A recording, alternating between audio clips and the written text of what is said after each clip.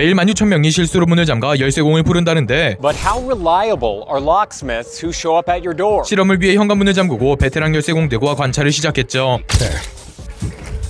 Alright. Voila! Simple as that. 하지만 These two men from a company called Kimi Locksmiths were the first to show. Expensive lock above the doorknob that requires a numerical code. 92699. 번호를 알려줬는데도 안 열린다고 우기더니 His solution? I need to do that.